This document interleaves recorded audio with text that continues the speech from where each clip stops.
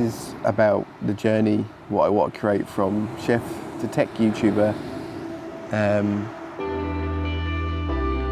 Just imagine working 14 hours a day, and then you got to do it the next day, and then maybe again the next day because you're short-staffed, someone phones in sick. You know, there's a lot of drinking drugs in the hospitality world. And just after 24 years of cooking, I just find it unsustainable to carry on.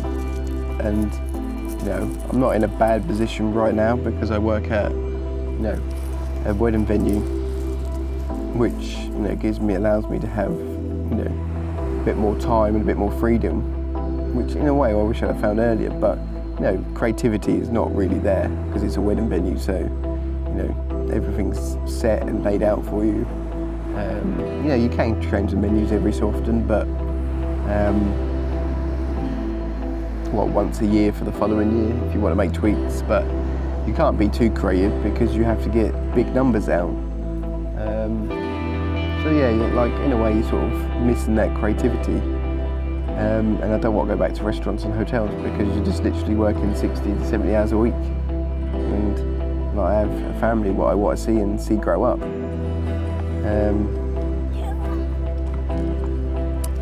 And now I'm in that point of life where I'm questioning everything. How do I transition from chef to another career?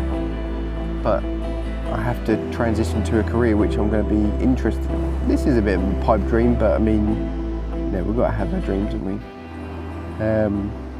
You know, I just wanted something to challenge me, and you know, as you get older, you've got to look after your health. And I have ulcerative colitis, you know, if you know that, obviously you know what that means, but you know, in a way I have to look after myself, and doing 70 hours a week is not looking after yourself. And I just need more time, you know, I want a time to, you know, exercise, work out, go out on the bike, you know, because, you know, I've got a bit of a dad bod going on, so, you know, it is one of my tasks for the rest of this year and all of next year, just to build a habit.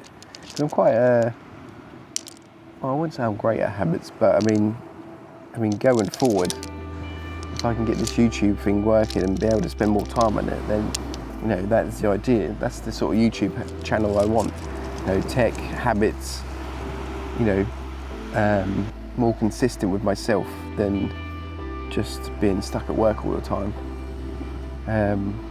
But that doesn't mean I'm afraid of hard work, and I know obviously YouTube is a lot of hard work, but I'd rather spend the next 5 years doing YouTube hard work than doing another 5 years of pointless chefing and cooking for people and have managers who don't care. Here's the thing, the same skills that make a good chef, presentation, timing, creativity, can translate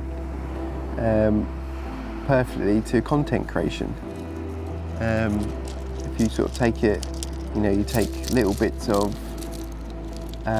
experience, inspiration from other chefs, and you put that into a dish. That's how I've worked all my career, and now I feel like I could, you know, I follow a lot of creators who I love and get so much inspiration from, and take like little ideas they do, like a colour grade or a colour, or, you know, how they present themselves, how they talk on camera, you know, all these little things, and then you make a list of all the things you love about a video. Mash, you know, and, you know, get recipe books out sometimes for cooking, and then you take like that little garnish, you know, that sauce, and you put it together and you create a dish, and that's your own. Or style, not your own dish, but I mean, taking everything you love from different things. And I feel like, you know, that creativity from chefing can translate to content creation quite well. You know, how, what sort of edit you want to do, you know, what transition you want, that sort of thing. You find ones you like, sometimes you don't like. You know, it's like an ingredient. And eventually, hopefully, they all slot in together and make the perfect dish / video. And that's just where that, when I sort of thought of it like that, that's just where it got me so excited. And but if you're thinking about switching or doing YouTube, or, you know, even just another career to another career, you know, do it. You know what I mean? What you got to lose? You know, life's too short. You can't stay in the same job because it's easy. This is not about earning loads of money. But I just want to earn the money what I earn now. But I know I just want to call my own shots and, you know, just have fun with going to work again. You know, when I was 16, 18, going to work as a chef, I loved it. It was so exciting. You know, learning from older chefs, you know, getting new books, you know, getting new knives and all that. Now it's all like, I want to watch YouTube, I want to learn from my favourite creators, I want to buy new tech, and learn tech and learn colour grading, because I don't know it. It's exciting. You know, I've hit the mountain of obviously higher ceilings to catering, but you know, like, if there's anyone out there going into chefing, just go to Michelin Star. You'll learn more, you'll be more creative, you'll see better things, I believe. Don't stick around pubs and hotels and stuff, like the Two Rosettes era. It's all gone. You know, going into chefing, you know, good luck to you. It is a great career, but you've got to love it. You really got to love it. And I loved it for a certain amount of time, which is about 24 years really. As you get to head chef, I've done head chefing now for what, 10 years? And I don't see what my next step is, apart from maybe an operations manager's job or something like that, like going out front of house, but that's just not me really. I create, I plate, or I make videos. You know, I'm more of a creative person. I can't sit in meetings and suited and booted, and like talking to customers don't excite me either. But I'm rambling, see, I ramble.